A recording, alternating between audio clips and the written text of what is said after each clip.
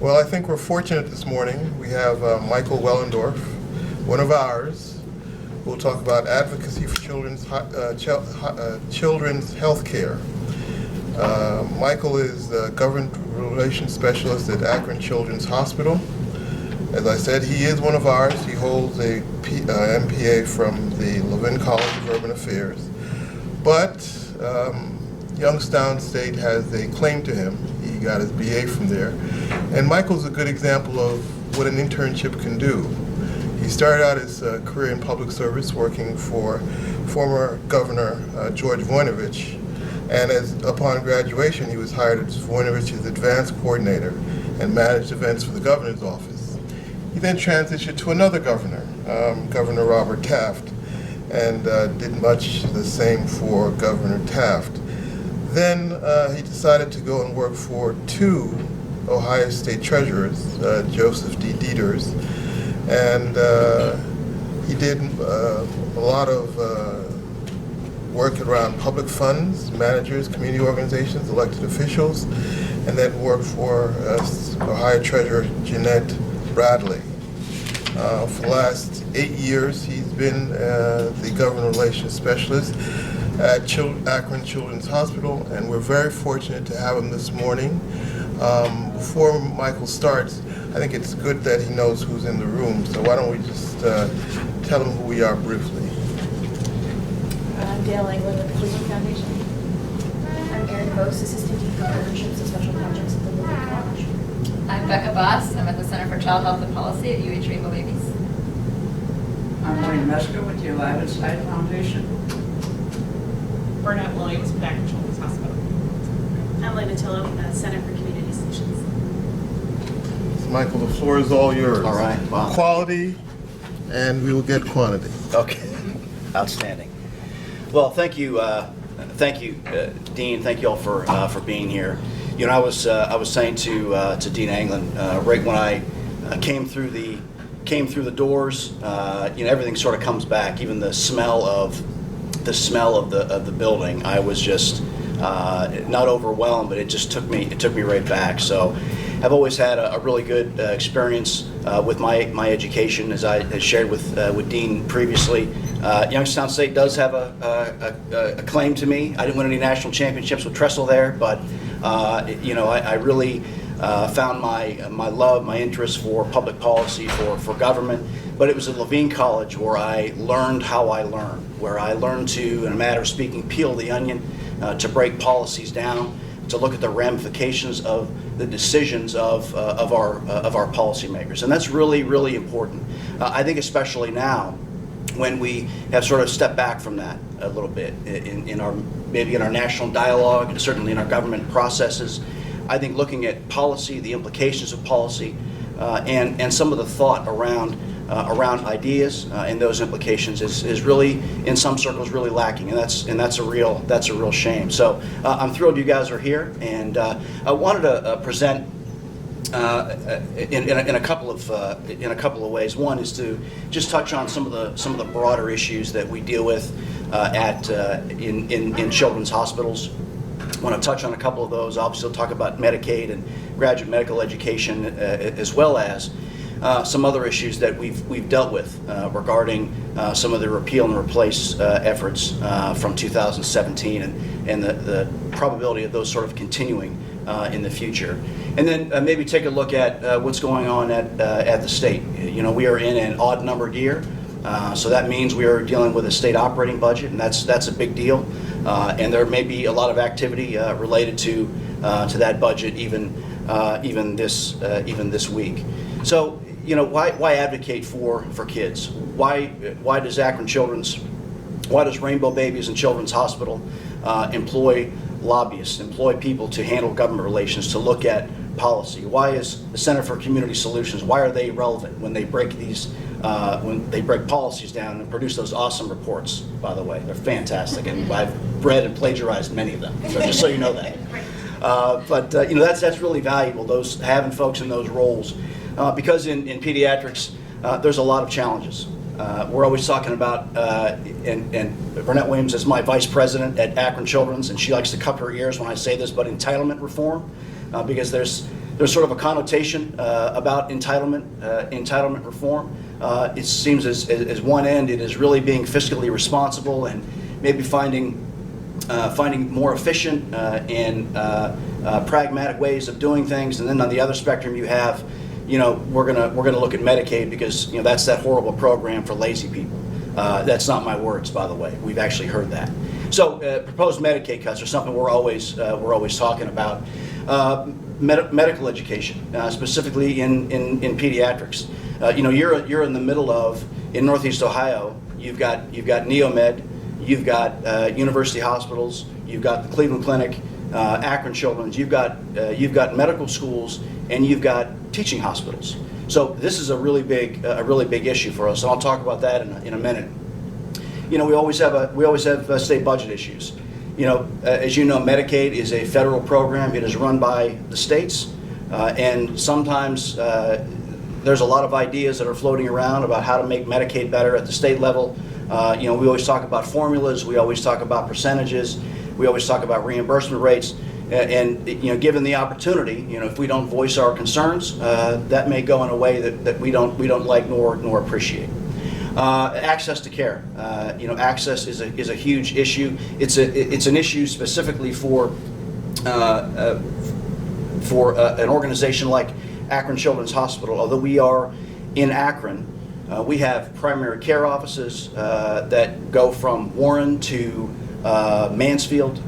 We have other services that go out into Appalachia, that go out into the far reaches of the community. We report on our tax forms, our Schedule H, 990 Schedule H tax form, that our service area is probably about 35 counties. That's a huge area. And there are access. If you're down in Harrison County and you need to see a doctor, you got an access issue.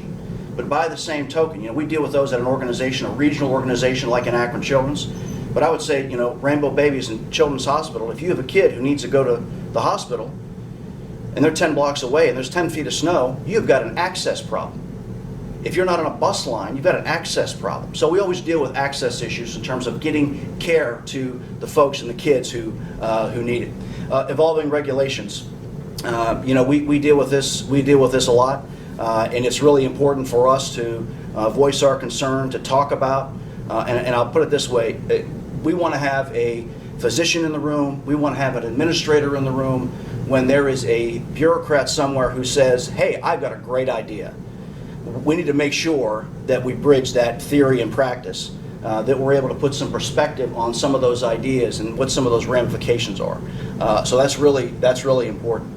And why is all of this important? Why do we take time to talk about this? Why do we take time to break these policies down and have these strategies to deal with issues like this and many others? Because as we know and as we would like, sometimes things can be easy, sometimes they can be difficult. We always appreciate, remember old Bill here and that jingle? It would be great if our government worked that way. It would be great if that great idea, I put a jingle, I put a cute cartoon together, and then that's how it manifests. And that's not how it manifests. By the way, if you ever want to see a great Saturday Night Live skit, there's a parody of this and Barack Obama's executive orders. I suggest you watch. It's pretty funny. So this is sort of the theory, and it's great. It's a great way to teach kids. But the reality is a little bit different. This is not the mythological gerrymander. This is literally how our laws are made. This was it was in the New York Times a few years ago about a House bill, federal House bill. I don't even know if this bill passed, but I thought this was such a good illustration of how policy is made. If you look at the introduction to when a law is signed into law, when it comes to fruition, if you will, you could see the heart of our process is committee driven. The heart of our process is deliberation. The heart of our process is debate. And I use this to demonstrate that policies and laws are designed by our framers not to change. they set it up so that, you know what, if you got a good idea, if you have something you want to implement, you're going to have to fight for it. You're going to have to step up. You're going to have to make your case. You're going to have to go through the ringer if you want to see your idea, your bill, your law, proposed law, become law. So I always thought this was a really good illustration of the work that we do in government relations, in the realm of policy making, and it's a little more realistic. And you know, I appreciate Bill and the cartoon and the jingle, because if we started off with this, we wouldn't have, no one would run for office ever. So I've always appreciated that. Children's hospitals, you know, we are really fortunate here in the state of Ohio to have some really good, world-renowned children's hospitals. And across the nation, we're members of the Children's Hospital Association, which is a national organization. They have about 220 children's hospitals that are members of the Children's Hospital Association. Most of those are actually part of larger systems, like Akron Children's and about 40 or 50 other organizations. We are freestanding children's hospitals. There's not very many of us left. You know, Akron Children's, you know, we're not associated with the University of Akron or a larger health system. We're sort of referred to as a freestanding children's hospital, and you know, we are able to kind of come together and voice our opinion, develop strategies to engage lawmakers both at the federal and at the state level. It's very similar, and I'll talk about this, very similar to an organization called the Ohio Children's Hospital Association that we have here in the state of Ohio. And you know, it is really important for children's hospitals to step up, to be at the table, because there's a lot of issues in dealing with children's health care and dealing with children's health coverage, and some of the innovations that we'd like to see. And you may know that, you know, adult hospitals, adult care centers on Medicare, which is sort of a government insurance for adults, to be very simplistic. And so that's what the focus of adult hospitals are. But children, unfortunately, this is what we have to deal with. Although we may be part of larger systems, some children's hospitals, we deal with 50 separate Medicaid programs. So it's sort of like, you know, when you go to Washington D.C. and you advocate for Medicaid, you almost have to step down and say, well, I'm here to advocate for these rates. I represent Badger Care, or here in Georgia we have Peach Care. It's just the different flavors of Medicaid. So it's not like we're going to advocate for one program. We may talk about a giant pool or some regulations around the Medicaid budget, and the federal government about every year spends upwards of $500 billion on Medicaid and the Medicaid budget. So those are dispersed throughout the states, those monies. But when it is very much 50 separate programs. So you have to have hospitals representing their state program and representing the impact of decisions made at the state level to federal policymakers.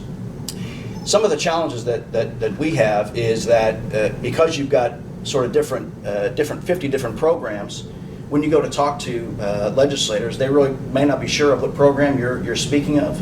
And I know that's semantics, but it kind of gets down to identifying the impact and talking about the importance of some of these programs.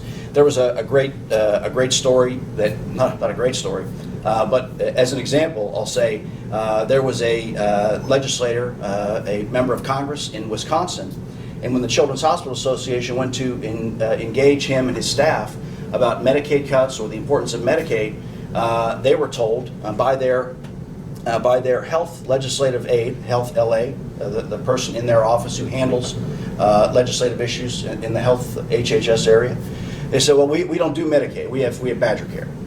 And they're like, I understand your program is called Badger, and it was an awkward exchange, and at the end of the day they said, okay, here's our literature, it's kind of a big deal, and that was it.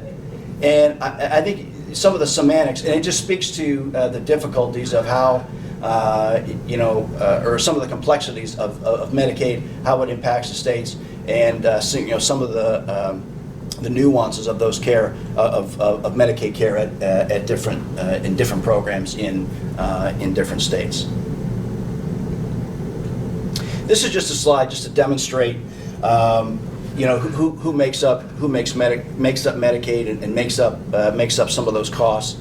On the right-hand column, we have costs of Medicaid, which is about 20% of the overall budget are spent on children. Obviously, you would think Medicaid as safety net insurance, adults, disabled, and aged. In Ohio, we call it the aged disabled population. They're really the cost drivers of Medicaid. 19% of the spend, about 20% of the spend of Medicaid is children, and yet 45%, almost half of the enrollment of Medicaid is made up of children. So what does that mean? It means that children are a pretty good investment. In fact, in the state of Ohio, across nationwide, if you look at all the Medicaid spends and Medicaid enrollment, costs in Ohio are about 25% lower than the national average. So we're pretty efficient with our Medicaid dollars here in the state of Ohio. And this has led to a lot of different ideas in terms of how to maybe reform Medicaid. Maybe not entitlement reform, but maybe ways to enhance the care that we give to certain populations. One idea that's been kicked around is actually pulling kids out of Medicaid and putting them into their own program. You could make a case that a lot of entitlement reform is not focused on kids. It's focused on the cost drivers. Even Maureen Corcoran, who is Ohio Director of Medicaid, said in her testimony last week that the cost drivers of Medicaid are the adult population, disabled population in Medicaid. That's where you think that the majority of costs, certainly with folks who are disabled, they would incur a lot of those costs. But we think children are so important, and we would almost make the argument you're going to spend money in Medicaid one way or another. And if you spend money, maybe invest a little more in kids at the beginning of their life, maybe down the road, you maybe end up spending a little less in the Medicaid program, a little less for some issues that folks have when they get later in life. So just a snapshot. We're happy to go and talk about Medicaid, about the care we provide to kids. Kids are a really good investment. We're really efficient with those dollars, even though they make up the majority of those patients. We can demonstrate cost savings, demonstrate quality initiatives that save costs. So just kind of a good snapshot of what that looks like. This is, you talk about 50 different Medicaid programs. You have 50 different ways or 50 different formulas for folks for how states spend money on kids. Just a quick snapshot. You can see Ohio. We spend about $2,500 per kid on average. The U.S. average is about $28. So we spend a little bit less than the national average here in the state of Ohio. You can see the great variation in how states make decisions and how they spend their dollars. Again, very much a federal pool of money, managed 50 different ways. We think we probably should spend a little bit more per kid here in Ohio, and we believe we'll see better outcomes if we end up doing that. But just a snapshot again of how much we spend per child in Medicaid. Another issue, and I mentioned this before, Children's Hospital graduate medical education. As a teaching hospital in an area with teaching hospitals and medical schools, this is a huge issue. It is CHGME, graduate medical education, is education provided in the adult setting. Those funds are guaranteed through Medicare. They're not a separate appropriation like CHGME. We have to kind of go back every year and talk about how much money we're going to have to educate residents. So, for example, how this money is spent. Whether it's 315, 325, those monies are divided between hospitals, those teaching hospitals around the country. And a resident, I think, probably makes $55,000, $60,000 a year They have 3 or 4 year residency. I think at Akron Children's, we've got 60 or 70 residents total over 3 or 4 years. Those monies are used to pay for those residents. We get $4 or $5 million a year to provide that education. The importance of that is there is a shortage in pediatrics nationwide, and when you have situations where you've got an underserved community, an underserved area for pediatrics, trying to find a provider. Let's say even over in the Mahoning Valley, trying to get someone down to the Mahoning Valley, maybe down to more rural areas of the country, to find a pediatrician, to find a provider. It can get pretty competitive because there's not a lot of them. There's a shortage. We have to fight for this money, or fight for slots to provide training for folks to provide this care. So right now we've got a request for $400 million. And I think my next slide. So this just kind of shows average graduate medical education funding per resident. You can see the average with Medicare.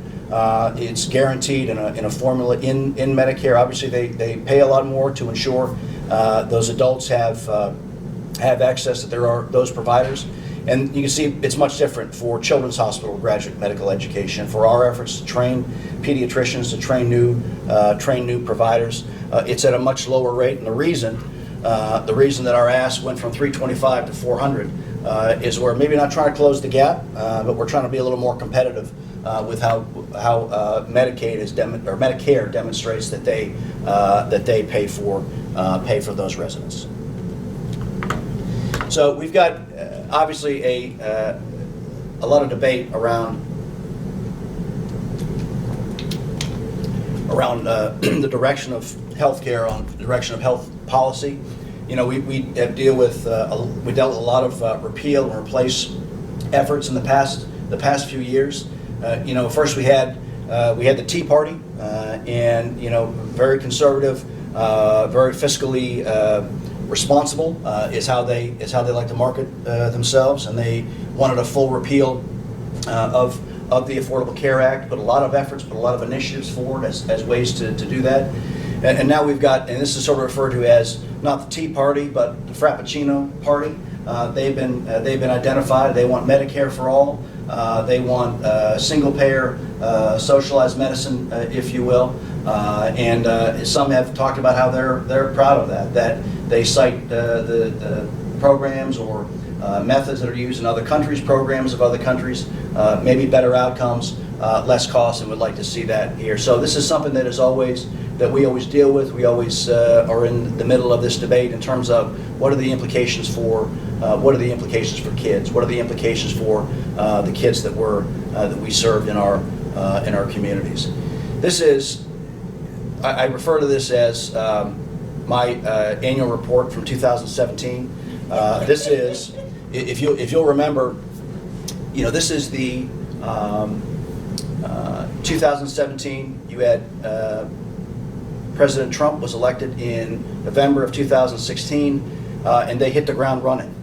From early in March, they had their first repeal and replace initiative that they wanted to, that the Republicans, so that the landscape, you had a Republican president, Republican Senate, and a Republican House, and they wanted to get rid of the Affordable Care Act or Obamacare as fast as they could, and they did not waste any time. So March was that first initiative.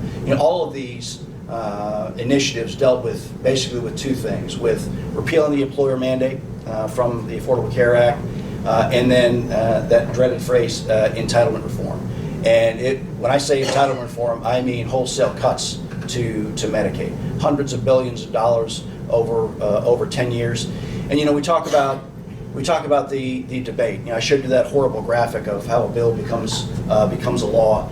All that debate, all that committee, all that deliberation. You're going to repeal health care for a nation, and you're going to do it in the beginning of March, the beginning of a legislative term. That doesn't speak to a lot of deliberation. It doesn't speak to a lot of thought. It doesn't speak to the peeling of the onion in terms of what are the implications of this bill going to have on a certain population. And a lot of these, whether it's and honestly, I forget what these acronyms stand for because we just saw them as bad. Although there were some colorful interpretations of these. They were based on just cutting Medicaid, whether they were putting Medicaid dollars as they were in 2017 back to pre-Affordable Care Act, so pre-2013 rates, which was hundreds of millions of dollars in cuts in block grants, and also something that's called per capita caps. So it's that average rate that you saw that we spent in Ohio goes into a formula of you have Medicaid patients, Medicaid enrollees, they are capped in the formula, and that's how they come up with the money that they spend on the Medicaid program in your state. So this is sort of what their efforts came down to. And I can say that children's hospitals and children's advocates across the nation, certainly in Ohio, we logged a lot of miles with Rainbow Babies and Children's Hospital, that's for sure. And we engaged our members of Congress. We engaged anyone who would listen. We had folks writing editorials. We have some software that we use, some advocacy software that we help folks to write letters and send emails to their members of Congress. We had thousands of letters, thousands of emails sent just to say, look, we appreciate you want to enact some change, but this change is not going to be good for kids. It's not going to be good for those who need Medicaid, who need this program, and who need for their health care. I think something that we really discovered in 2017, probably more than we had before, is that people don't associate Medicaid as much as they should with kids. I showed you that graphic where 45% of enrollment. Our costs are pretty good, but some of the folks we dealt with, I mean, it really was. We need to engage Medicaid, put changes, because this is just a program. This is a horrible program for lazy people, and we sort of beg to differ. We think it has a lot of value, certainly for our kids and also for our future. So this is what we looked at beginning in March and May with that initial effort. July was an exciting year for sure. Was an exciting month for sure. We take a family every year to what we call Family Advocacy Day. We identify a patient family. We take them to DC. We take them on some meetings and engage their legislators to help frame what the impact of their decisions may be. And it is one thing for me to go and talk to a legislator, for me to go and do a presentation or go to a meeting, but it is an entirely different situation, an entirely different environment. And we can bring into the office of a member of Congress, a family, a patient that says, and they can say, hey, look, I received this care. My son, my daughter, they had this situation. We were covered by Medicaid. If we didn't have that kind of coverage, my child may not be here. That's really, really powerful. And it comes across a little more at a different level, much more sincere than, and I say this affectionately, than just some dude in a suit. So we do that every year, and I remember in the beginning of July, we went and we went down to Capitol Hill, and I had my little family with me, and we go in and we're waiting to get into the Russell office building, and then outside Mitch McConnell's office they had a huge protest, and there were people getting arrested, and I'm trying to usher my family around, and I mean it was like it was like a live demonstration of the First Amendment and maintaining order, and it was just kind of crazy. So that's one of the things that we did in 2017 in engaging our members of Congress to talk about some of the impact of their decisions that they may be making. The second, the HCFA, that was called the skinny. It was called the skinny repeal. It was the repeal of their employer mandate, but there were some Medicaid cuts that were that were folded into that as well. Would have been equally negative for children's hospitals, for children's health care. The second bill in July was when former Senator, now late Senator John McCain, gave his famous thumbs down when he stopped that initiative right there. So very, very impactful moment. And then in September, Graham Cassidy, and this is, you know, we talk about the need for advocacy. We talk about engaging legislators. We all know Lindsey Graham, senator from South Carolina. But Bill Cassidy is a U.S. senator from Louisiana who is actually a physician and is actually someone who has run clinics in underserved areas, in impoverished neighborhoods. He's run clinics, even clinics at times for that provided care to children. And we were really amazed during this last initiative. I don't think this actually ever came up for a vote. But Senator Cassidy, I don't know if you remember, Jimmy Kimmel, late night talk show host, had a child in 2017, and his child had some sort of congenital heart defect and had to get surgery. And in the middle of all this, you know, there's all of this going on, and it just kind of hit him, and he obviously was receiving care at a children's hospital in Los Angeles, and it kind of hit him that, wow, you know, I'm a late night talk show host. I had this situation. I make millions of dollars a year. You know what? I can provide care, not a big problem. But what if I didn't have this job? You know, what if you know, someone on my crew, someone who, you know, I bought my car from, they didn't have the means that I have. They had Medicaid. Going into the situation, they wouldn't have the care, they wouldn't have the opportunity to have care provided if Medicaid, as their provider, as their payer, wasn't able to cover their costs. So it really became real for him. And actually, he had an exchange, and you can Google it, with Senator Cassidy about you know, care for kids. And Senator Cassidy said, well, you know what, we're not going to worry about kids. We're going to cut Medicaid, but kids are covered in CHIP, and it's going to be fine because, you know, they're not going to. He's very confident. It sounded pretty good, and until you realize, you know, CHIP is only a part of Medicaid. So basically, in the state of Ohio, to explain what the CHIP program is, it is supplemental insurance in Medicaid. So Medicaid will cover kids up to generally about 150% of poverty, and that's when CHIP kicks in. So because we have CHIP in Ohio and in the nation, and it's a different rate for every state, but CHIP in Ohio covers kids up to about 206% of poverty. So it sort of fills that gap between those who are very impoverished and those who maybe have a little more means, but still have situations where they need care and need that extra insurance. So that's what the CHIP program is. So that's only about 9 or 10 million kids across the country. I think here in the state of Ohio, that means about 150, 160,000 kids receive CHIP coverage, but not according to Senator Cassidy. He's a United States Senator, he's a physician, he should know, but did not know. And looked right into a camera and said, kids are already covered in the CHIP program, no worries. And then we beat that bill down, and then he got roasted on late night TV, and he totally deserved it. So anyway, so it just speaks to some of the challenges we have in talking about the impact of programs, the impact of decisions.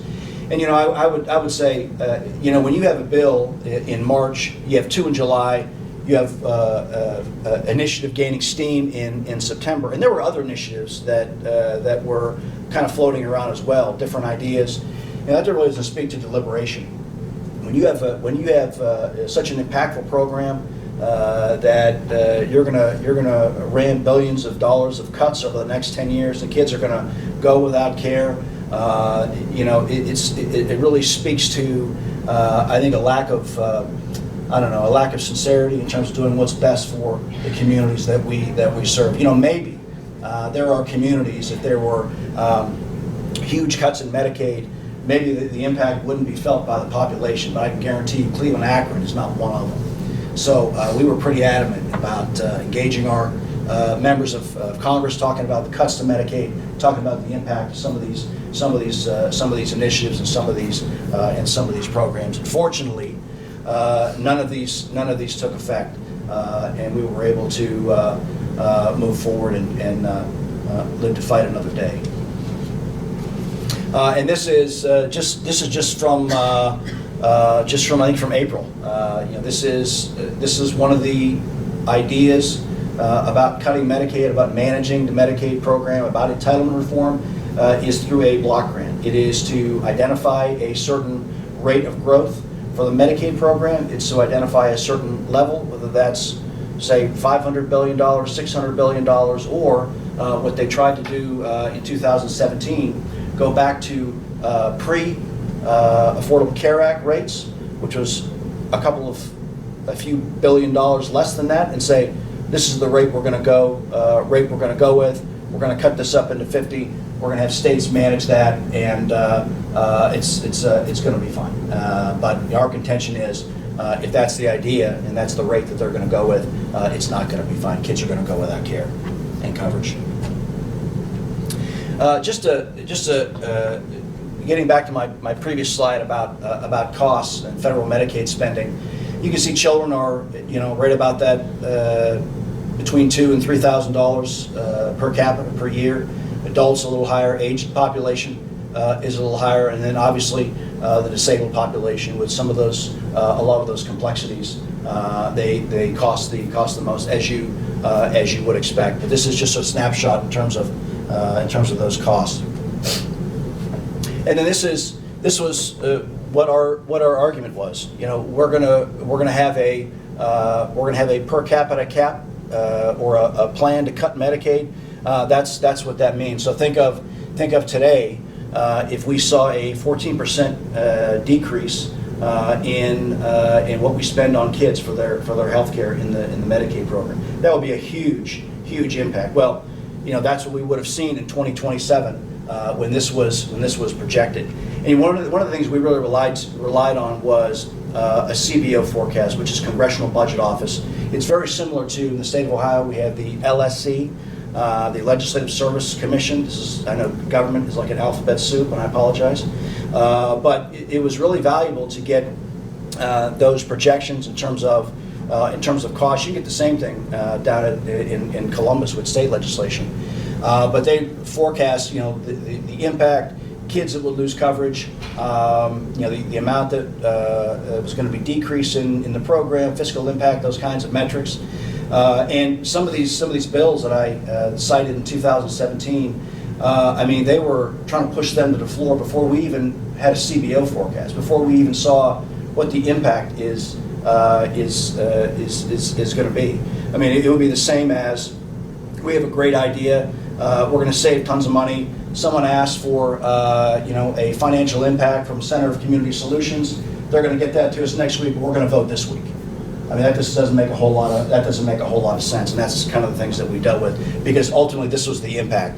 $437 billion is a lot of money to take out of the healthcare system serving our most vulnerable populations.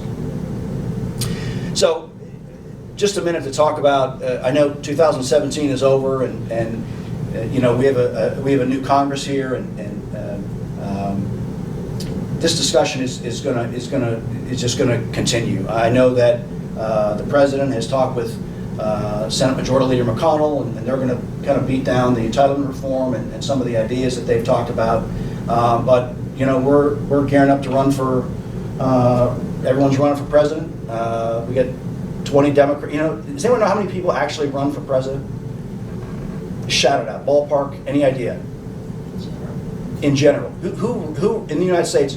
How many people run for president? Any idea?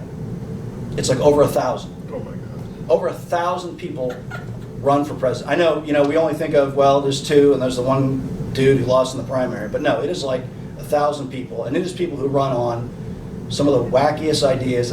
People run on, I'm running for president because, you know what, they need to move the stop sign at the end of my street. I'm running for president. Awesome. It's a free country.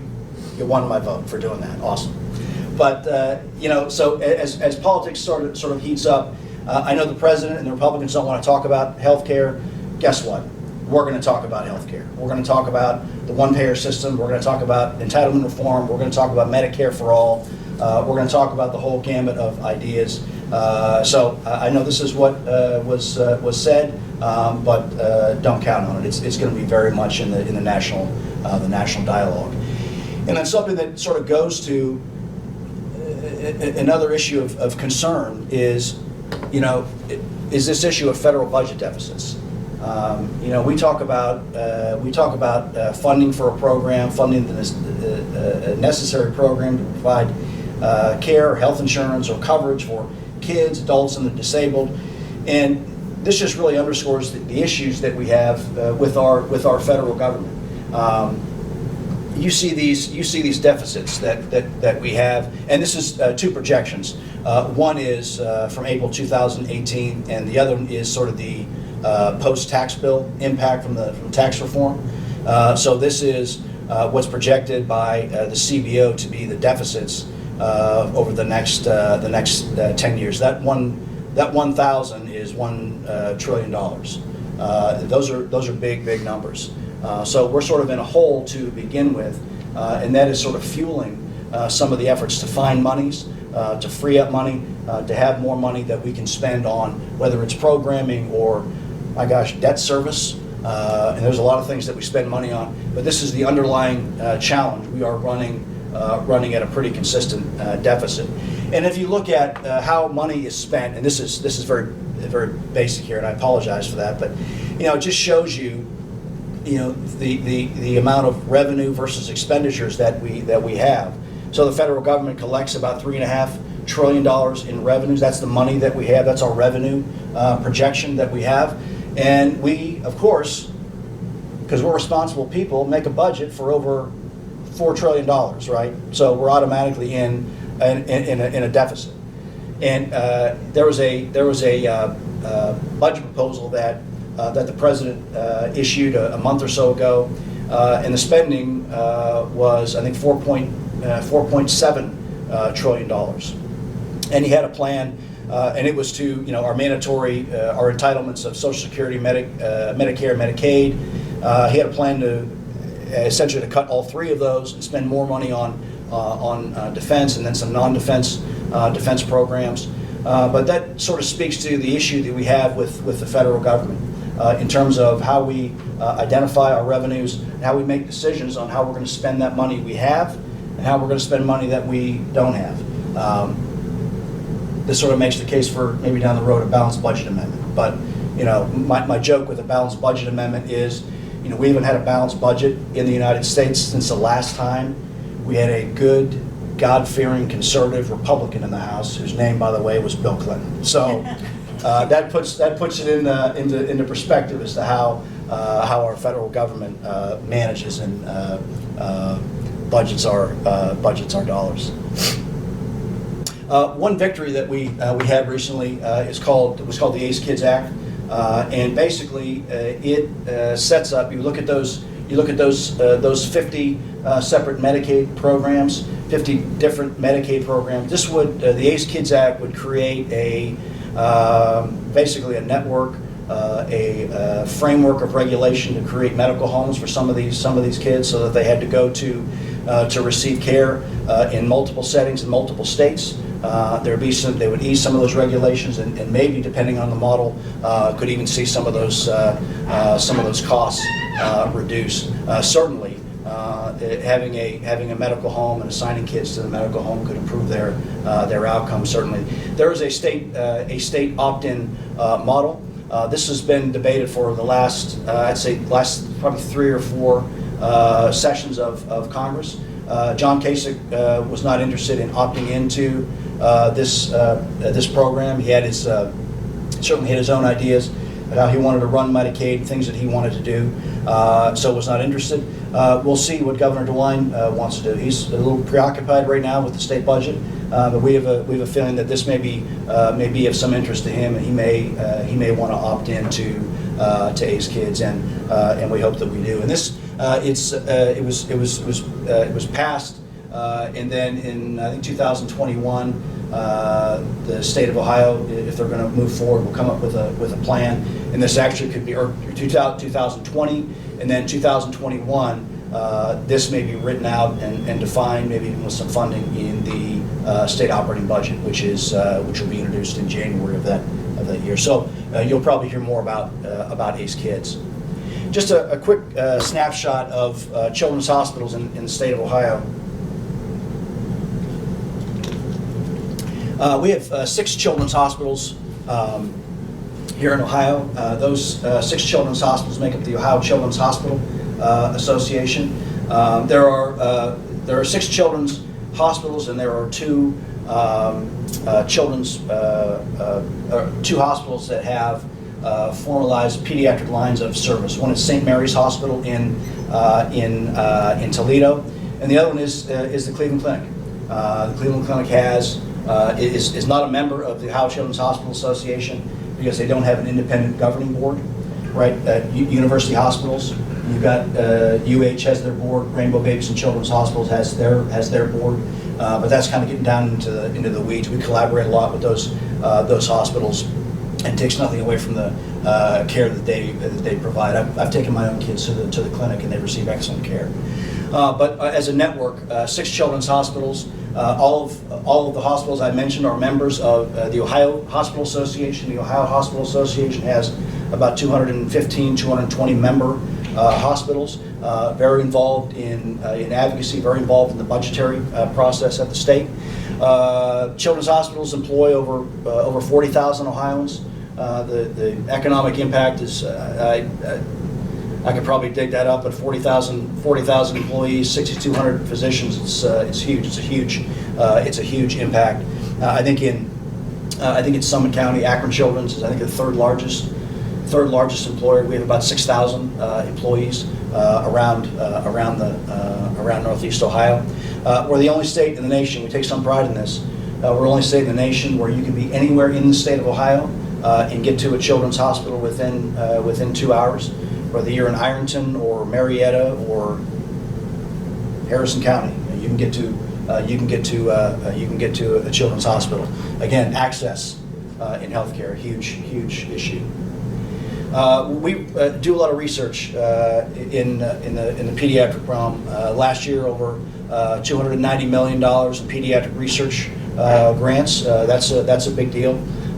We contribute over about $1 billion in community benefit annually, all of our hospitals, and you can imagine that when we deal with Medicaid, we're talking about serving a population that has a lot of identified community needs. That's sort of the buzzword with community benefit. If you don't have an identified community need, you don't have a community benefit. So through the Medicaid program, for some of the issues that we deal with in pediatrics, because of the number of kids we have in the state of Ohio who are covered by Medicaid. We have about 2.8 million kids in the state of Ohio. About half of those kids are covered by Medicaid. Statewide, our Medicaid payer mix, our Medicaid rate for kids that we serve is about 53%. I think children is probably about 54. I think Rainbow probably is about 54 as well, but probably a little higher than that here in Northeast Ohio. So we do a lot of we provide a lot of care to that community, and whether you know a lot about Medicaid or not, no, it is not a great reimburser. Medicare is a very good reimburser, not very good, but for our government program, pretty good. It's much better than Medicaid. For every dollar in healthcare service we give to a member of the Medicaid community, the state and federal government will reimburse us about 70 cents. So a big portion of that $1 billion is that 30 cents on the dollar extrapolated out through the year amongst 6 children's hospitals. So a big impact. Medicaid loss is the biggest portion of children's hospitals' community benefit portfolio. Serve the highest number of Medicaid patients by class in the state.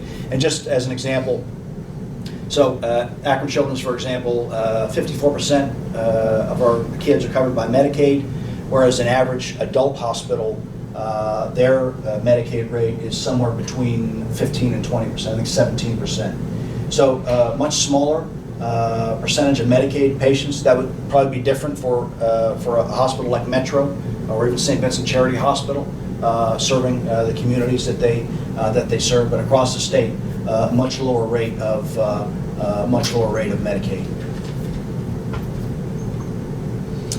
And as I mentioned, something that we're dealing with right now is the state operating budget, because Ohio Governor Mike DeWine was recently elected last year. The Ohio Constitution grants him about a month later in the year that he can introduce his spending plan, and it was introduced on March 15th as House Bill 166. And you know, we always like to say that you know, when a governor introduces that budget, the last thing he does, or introduces that budget proposal, the last thing he does is he kisses it goodbye, because it's never going to look the same again when the legislature gets done with it. And that's probably the case this year as well. So he has introduced a $150 billion biennial budget. And the drama behind this, and it's probably going to be played out this week as there's some amendments that are going to be accepted into that bill in Columbus, is there's different revenue projections that we're looking at. One was produced by the Ohio Budget Office. The other one was produced by the LSC, Legislative Service Commission. The governor is using the OBM, Ohio Office of Budget and Management, projections. Obviously, the legislature uses the LSC numbers. This budget plan and the OBM numbers are higher because they figured, unlike LSC, a greater impact of the the federal tax cuts. The LSC did not figure those in. OBM figured that there would be more revenue based on economic growth. So that's what this budget is based off of, and the difference is $700 million between those projections. So, guess how much money the legislature is going to look to cut out of this budget? About $700 million, which out of a $150 billion two-year budget doesn't seem like a lot, but it can take a big chunk out of certain programs and certain initiatives. So that's something we're looking at really closely. This is a pretty good budget, we think, budget proposal. Let's say usually we have to hit the ground running with proposed cuts to Medicaid, and that can be accomplished in a number of different ways, whether it's a downturn in total state spending, whether there's some rates of growth that we don't agree with. Maybe it's a reimbursement formula that maybe puts hospitals or puts providers kind of on the downside, has them see some cuts. Our stake in the Ohio State operating budget is that because we serve such a large number of kids, a large percentage of recipients, if you do a 1% cut, it's going to affect children's hospitals more than adult hospitals. So we are pretty quickly at the table when these bills are introduced, when some of these ideas come up, and we tend to be pretty aggressive in our own projections in citing the impact of some of these ideas. But this budget doesn't have any cuts to Medicaid.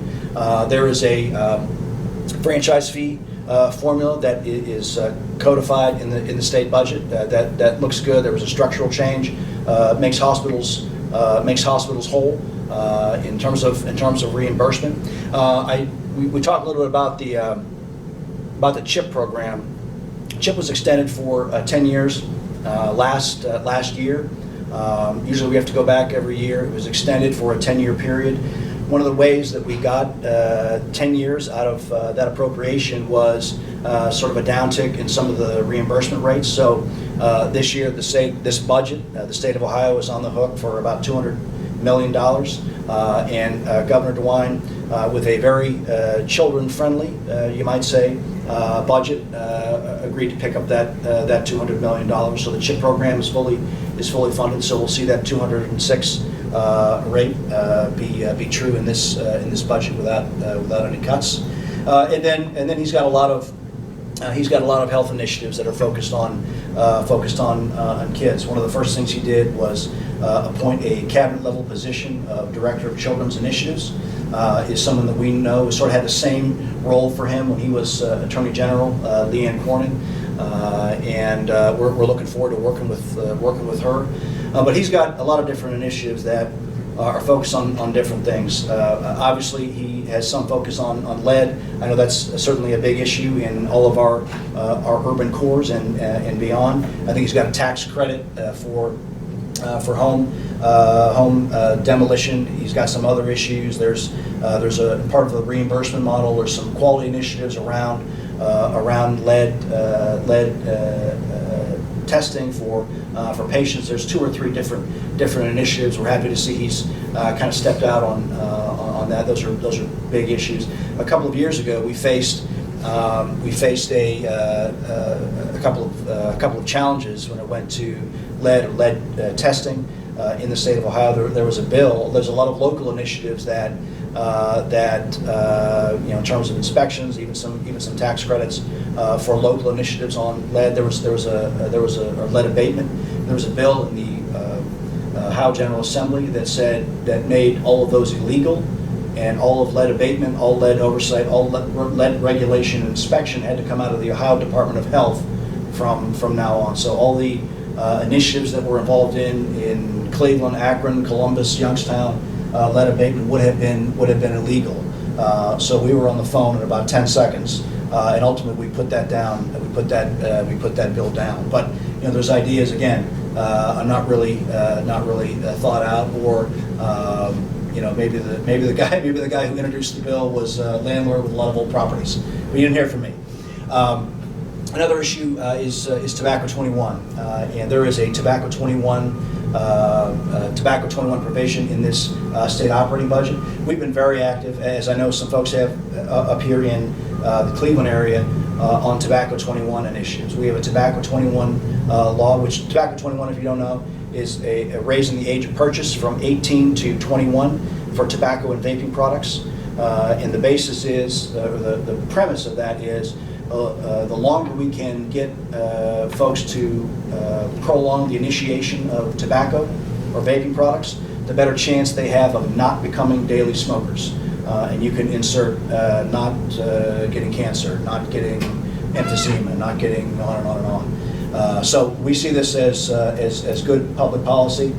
Certainly, we don't have. I don't think we have to come up with data about the dangers of tobacco. It seems every day in terms of vaping, there's a study and they come up with a new carcinogen that they just found. And some of the things that we've been involved in, different initiatives in Summit County, over in Trumbull County, and even in Mahoning County. We've pushed or contributed to supporting these kinds of laws, and basically it focuses on 2 populations. One is the population between 20 and 18, providing that barrier to access. Maybe some of those kids, those folks, won't have access, they won't be able to engage in with these kinds of products. But specifically for us, is we found that kids who smoke between the ages of 17 and younger, a lot of times they get tobacco or vaping products from folks who are 18 to 20, whether it's a brother, whether it's a cousin or a neighbor or a friend. So again, it's barriers to access. It's not going to change the world, but we think if we can put those barriers to access, we could see a real impact. So we're supportive of Tobacco 21. It may come into some amendment in terms of some of the enforcement angles in the budget as it's defined in the Ohio Revised Code, but we'll have to wait and see. DeWine was pretty adamant about increasing funding for children's service agencies, and he increased it something by like 100%. So children's service agencies, they basically deal with the foster population, foster children. And I don't know if you knew this or not, but you may have had a ballot initiative for your children's services up here in Cuyahoga. But we did an increased funding initiative for children's services in Summit County, and I think also in Mahoning County, and actually 17 children's services agencies across the state of Ohio had similar ballot initiatives to increase funding because they're overwhelmed by the foster care population. It's one of the step downs from the opiate crisis that we have. So he recognized that and increased that funding, and he certainly has a case for why that's necessary. There's a home visiting provision that increases funding for Help Me Grow and some other initiatives. That's a big deal. That's home visiting and some of those programs around the state have shown a real impact in lessening the disparity between infant mortality, specifically between white babies and black babies using the data terms there. But we think that may have a real impact. It was a real priority for him. He actually set up a council to develop a plan, develop a report. Akron Children's actually had one of our vice presidents sit on that council to come up with that plan. Some of the details will have to be worked through. It's really hard to have a one-size-fits-all kind of program. And with some programs, there's a lot of philanthropic support, which obviously you can't funnel through the budget process. But we're hopeful that'll have an impact and lessen some of those infant mortality rates around the state. Increased funding to BCMH, Bureau for Children with Medical Handicaps. It's a state-funded program run through the counties. Provides coverage for medical equipment, medicine, home nursing for some of these kids who need it. We were thrilled to see this. We had 2 years ago in Governor Kasich's final state operating budget, he actually had a $1 or $2 million cut. Again, the devil's in the details, but he actually had a big cut to this program. And we had a lot of roundtables around the state to talk about how the impact of those cuts, what that would mean for kids who receive this care. A lot of discussion as to why we need to take money away from this population. So it got interesting. There was a couple commissions set up. We contributed to that a little bit. And ultimately that proposal was taken out of the last budget. And in this budget, to Governor DeWine's credit, he increased some monies in that as well. So we're hopeful that stays in. Another component is student wellness and success funding. His Governor DeWine's terminology for wraparound services to public schools. This is kind of the manifestation of an idea he had on the campaign trail to provide behavioral health counselors, behavioral health therapists, and other professionals to kids in school. So it's the funding is about $550 million based on the poverty rate. There's a formulary that's sort of floating around. I think we figured that $20 million would come to Summit County. You would assume a little more would come to Cuyahoga County and our larger counties, to school districts based on poverty to provide or contract through a third party with some of these to provide some of these services, from behavioral health to counseling, different kinds of therapies. It's a good idea. At Akron Children's, we have a very robust school health program. Don't know if there's going to be any continuity there, but we found that the touches we have with kids in school, we can see kids in school where mom or dad doesn't have to take a day off to take them out of school and take them to see a doctor, when they can receive treatment, when they can be seen by a professional in the school setting, maybe even down the road, maybe using an application of telemedicine, telehealth, using a little more technology to enhance some of those interactions would be good. But we'll see what happens with this funding. Sounds like a good idea, but we'll see what happens. Again, $550 million is the price tag, and we got some folks looking for $700 million. So that's what some folks have probably identified as low-hanging fruit. So we'll see what happens. Right now, and I think this week, there is going to be what's called a substitute House bill. There'll be a bill with amendments. We've heard upwards of 80 or 90 amendments that'll be introduced and added on to House Bill 166.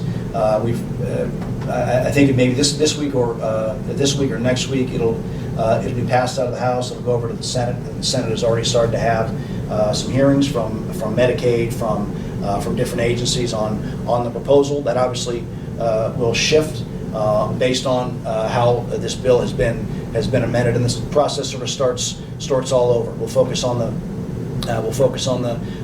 Senate, advocate, and see what we're dealing with. Some of those amendments may be good, some of those may be bad, but we'll have to wait and see and see what we come up with. But that's House Bill 166. We're really active in terms of policy in Columbus, and we have challenges. We deal with We deal with a lot of scope of practice bills, regulations for providers who can provide certain services that we engage the health committees in the Ohio House and the Ohio Senate and regulators on as well. We deal with challenges from the anti-vaccine community.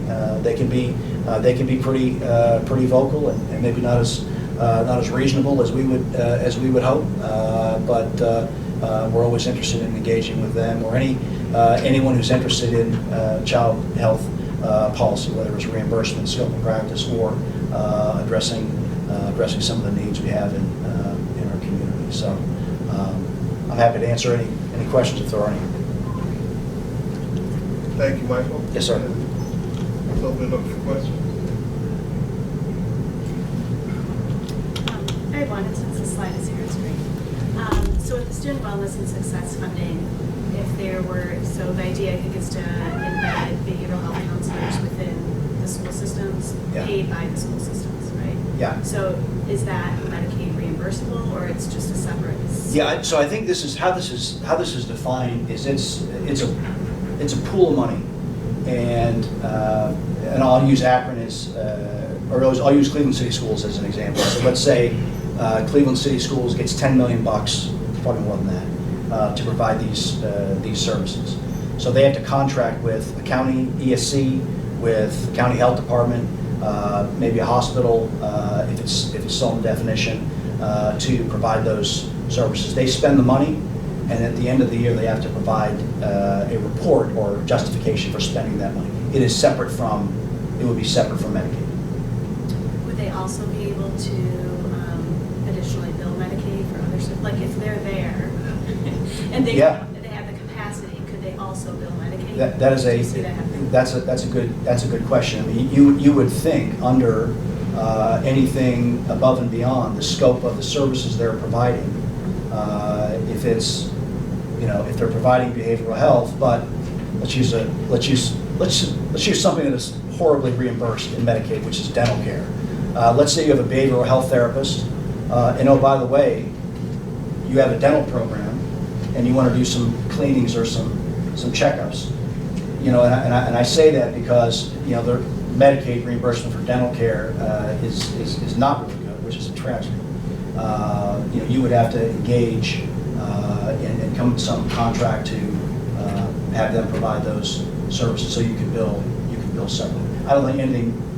It doesn't prohibit that. I'll put it that way. And the details in the budget proposal haven't been really robust. So a lot will come out in probably the amendment process, and then through conference committee, and then through the rules process. But that is it's a good question, because it's probably going to get a lot of administrators to say, "Oh my gosh, this is great service. We really need this. You know what else we need?" And we've heard that from whether it's superintendents or principals or ESC directors, that there's a lot of needs in our schools, and not in just those in our urban core. Schools across the state of Ohio. Can I just add, one of the conversations they're having in Cleveland, if that passes, is apparently we used to be able in the county to fund like group sessions for kids, because you get to one-on-one, and then it turned out that the schools really can use group. You can do a lot with groups, but the county won't pay for it as much anymore. So this could go for something like group sessions to add on to what is already being billed for to Medicaid. But there's a lot of conversation about whether it will pass. Yeah, I think there's a lot of leeway with what you can provide. I mean, a lot of it could be just enhancing what you already have. A lot of it is new services. But yeah, I've heard this bill is the substitute bill is out now. I haven't seen it, but so we'll run back to our computers and check. Right. Michael, what area of child advocacy for health do you wake up worrying about most? I think always the biggest threat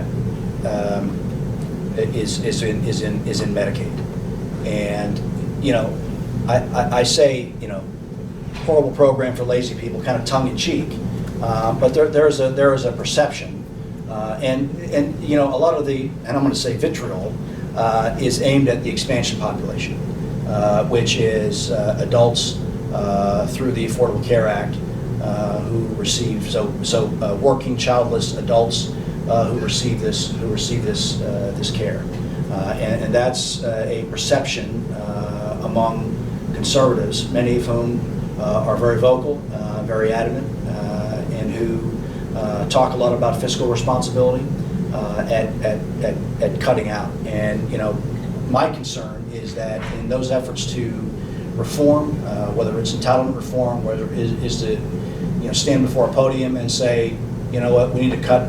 We pay too much money in this program. We need to cut it hundreds of billions of dollars.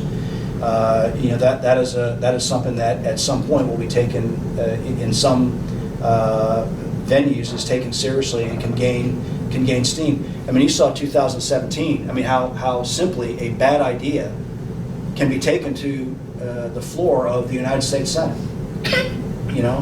So I as a children's hospital and for children's advocates everywhere should probably be concerned, or at least be sensitive to discussions around entitlement reform or cuts to Medicaid. Hey, look, you want to make government more efficient? You want to peel the onion? You want to break down government programs and define what's efficient and define where monies are best spent, what has the most impact? I'm all in. I mean, that's good government right there. I mean, let's find out who's getting the best value for, or what the best value is for our tax dollars. But when we look at a program and we say, well, you know what, let's just cut hundreds of billions of dollars and it'll be fine. I mean, we literally took CBO scoring and set it in front of members of Congress and said, hey man, that's what's going to happen. I mean, that's not from us. That's your agency. It says it's going to be hundreds of, and we got the kids are going to fly. Don't worry about it. That's not good enough. So I worry about bad information. I worry about bad information getting into live policy. I'll put it that way. I mentioned the anti-vaccine community. I mean, that a lot of information is going on, and sometimes we find those ideas and those bad ideas find themselves in the foundation of live policy. So that's what concerns me. Michael? Yeah. How much of those Medicaid dollars are being spent, as you said, spending money on children now can help down the road, spending less money on them as adults. How much of that money is being spent on educational programs around opioids and alcohol and tobacco and those various things that will cause health problems for them later as adults? A lot of those, the answer to your question is, that $2,800 or $2,400 is spent specifically on care for that population. A lot of what you're talking about, some of that education, some of that community programming, that's done by hospitals, by organizations who are not reimbursed. I mean, I know at Children's, I know Rainbow does a lot of engage in the community and promoting different programs, and they don't get reimbursed at all. I mean, they eat all those costs. They incur those costs. But some of that funding is not in Medicaid. A lot of that is funneled through the Ohio Department of Health. They've got tobacco cessation efforts. There's infant mortality. There's different plans, different monies around infant mortality intervention programs. I think the home visiting initiative is probably a good example of that. I think the plan is to increase. I think I heard 3 or 4-fold the amount of monies that are spent in Help Me Grow and in different initiatives to engage families, engage young moms, even moms as they get pregnant, to ensure that their babies are healthy and sort of getting past that 1 year mark. So I think specifically in Medicaid there's different programs, but I would say the lion's share is done outside of the Medicaid program, and it's agencies that are doing it on their own dime. Thank you. Yeah.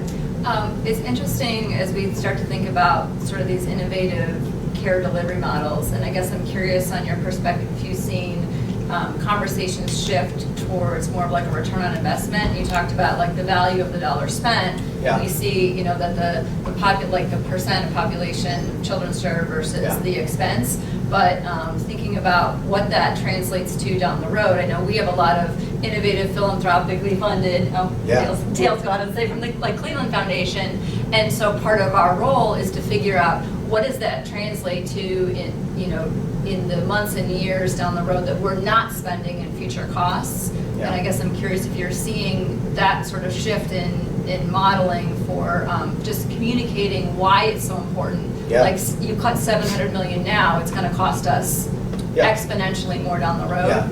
Yeah, I think that's, you know, anytime we talk about, and I think of quality of healthcare that we deliver, whether it's, you know, putting processes in place to reduce readmissions, that's been a big deal. You know, we're part of a national collaborative called Solutions for Patient Safety. You know, we've got all of how children's hospitals are involved in that to come together to find ways to improve the quality of the care we deliver, to taking a step back and looking at process, taking a look at some of the outcomes that we have and ways to improve that. So I think of quality as part of that discussion. But I think it fits into, you know, the overall the dialogue that we have around you know, the cost of how the cost of care for kids early on, like you said. And I think bringing up those quality and how kids are a good value and how investments are a good value are certainly part of our dialogue when we engage. In one of your first slides, you talked about access and barriers to accessing medical care. And in the proposed budget, I see home visiting and student wellness as great ways of bringing healthcare to where the people are. But sometimes people need to be in the hospital, right, for care. Yeah. And I don't say anything about transportation. And I'm wondering if there's stuff about transportation that's just not on the screen. Yeah. No. Transportation is a huge issue, and I don't want to, covering as many counties as we do. I'll give you an example. We have a primary care office in Warren, Trumbull County, Warren, Ohio, high Medicaid area, depressed area, and obviously more so now with Lordstown bleeding. But you talk about transportation and access to care. I know that our practice manager there, he and I had a conversation, and they know, depending on the weather, how many folks are going to cancel. Because there's no bus routes in the city of Warren, which I had him repeat. There's no bus routes in the city of Warren. So when it snows or rains, either folks are walking, they're getting a ride. If it's inclement weather, they're less likely to do those things. So you have, from our perspective, we make arrangements to bring folks in for care, but they've looked and said, you know what, too much of an obstacle. And so whether they're in Marietta trying to get to Cleveland, or whether they're 3 blocks over and can't get to see their doctor, that's an access issue, and transportation plays a role in that. I think we're coming into a period of reprocurement with managed care organizations here in the state of Ohio, and managed care organizations and managing the care of the lives they've taken risk for have a hand in arranging for that transportation to ensure that folks are making those appointments, and we'll see how those discussions go. That may be not a sticking point, but there may be some metrics around that. But transportation is huge.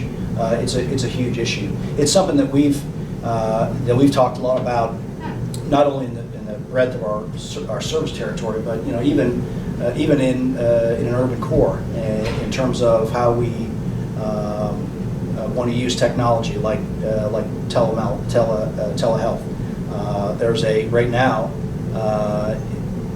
in Ohio Medicaid rules, you can't use telehealth, you can't use it in a school, and you can't use it within a 5-mile radius from the originating site. So if this is a doctor's office, if you're 4.5 miles away and there's technology that I could give you an exam or something like that, if I was a physician, I couldn't get reimbursed through Medicaid. So that speaks to the care that we can provide using technology.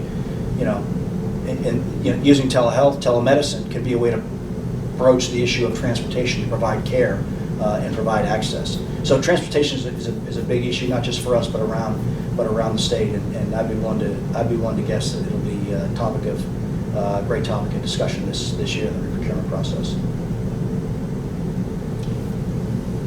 Michael, we've got Kids Count, Center for Community Solutions. They all are great data parsers and providers. I'm just curious, from your vantage point, what sort of sways the day in terms of data at the State House? I'm sorry? What sways the day? What's compelling? Is it data or is it Bruce? I think it depends on the issue, depends on the audience. I think certainly with dealing with Medicaid and the administration side, they're data-driven agencies, so that data is important. I think it depends who you engage with data in the legislature. I think you've got some data geeks that if I give them a 10-page or a 100-page report of Excel spreadsheets, they would probably call the rest of the afternoon off and to read through the whole thing. Other folks, if you went in and gave them a bunch of data, their eyes would roll over white, and that would be the end of their day there. But I think it depends on the audience. Certainly, some agencies, when they deal with the magnitude of money, of lives, like a Medicaid, I think data is really important. And then, individually, probably driven by where someone serves and what committee they served on, where they rank in order or in leadership. I think the further up you go, I think data becomes more and more important. Any other questions? Well, Michael, I want to thank you for a wonderful presentation. Well, thank you. Just terrific. Thank you. Thank you. My pleasure. Thank you, sir. Well, as is our want, if you want to stay around and interact with Michael, please do. If not, thank you so much for coming and your participation. Thank you, guys.